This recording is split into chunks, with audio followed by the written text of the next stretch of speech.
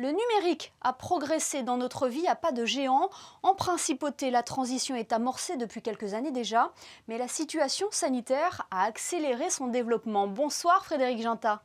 Bonsoir Émilie. S'il fallait résumer en une phrase cette année pour le numérique, laquelle serait-elle ?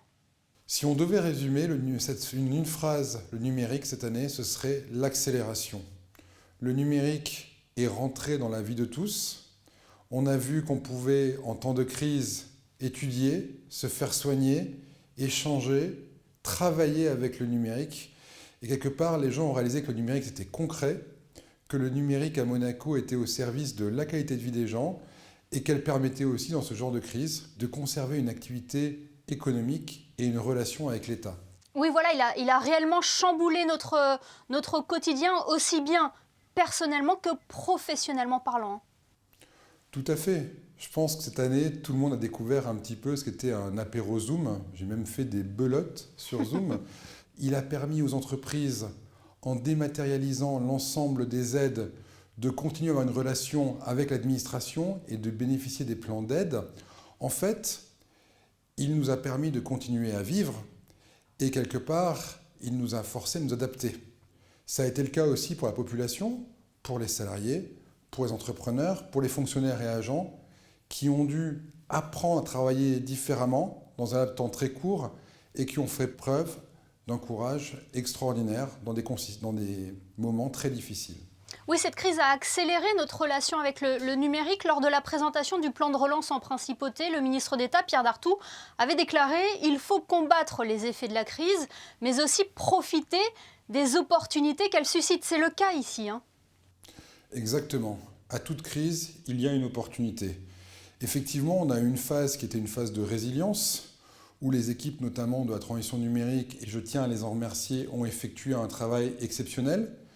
Et maintenant, on est dans une phase de relance.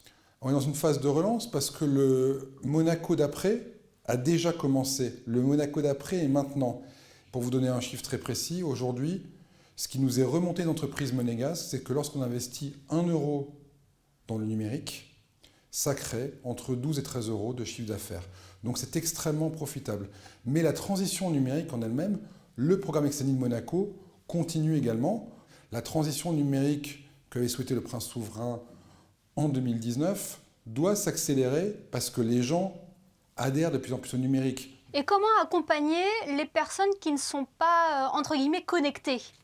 Pour suivre la volonté du prince souverain, il faut que cette transition soit complètement inclusive. Pour faire, déjà, on permet à tout le monde d'avoir un réseau de qualité, que ce soit par la 5G, par la fibre qui va être déployée, mais également on a un cycle de formation assez ambitieux. Tous les mois, une entreprise du numérique, que ce soit Google, soit Facebook ou d'autres, viennent former à distance les salariés monégasques. Plus de 1000 salariés ont été depuis octobre formés au numérique. La mairie organise également, pour nos aînés, des formations en partenariat avec Monaco Télécom sur les sujets du numérique. Au sein de l'État, les 4000 fonctionnaires et agents ont été formés entre 2019 et 2020 au numérique. L'ensemble des professeurs et des collégiens ont été équipés et formés au numérique durant l'année 2020. Ce sera le cas pour les lycéens durant cette année 2021. Donc tout est fait en principauté pour que tout le monde bénéficie de cette transformation numérique, car le but final, il est simple, c'est d'augmenter la qualité de vie des gens à Monaco. Et c'est également synonyme d'attractivité, Frédéric Ginta. Exactement. Aujourd'hui, l'attractivité d'un pays se mesure beaucoup à ses infrastructures numériques. Aujourd'hui, avoir une fibre à 10 gigas partout, avoir la 5G, demain, avoir un cloud souverain, sont autant d'atouts pour les entreprises, pour les entrepreneurs d'aujourd'hui et de demain, afin de les maintenir en principauté. Aujourd'hui, un pays est attractif aussi par sa puissance numérique.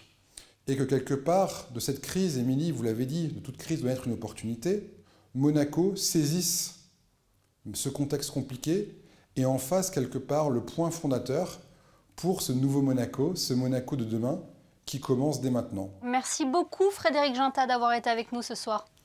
Merci beaucoup.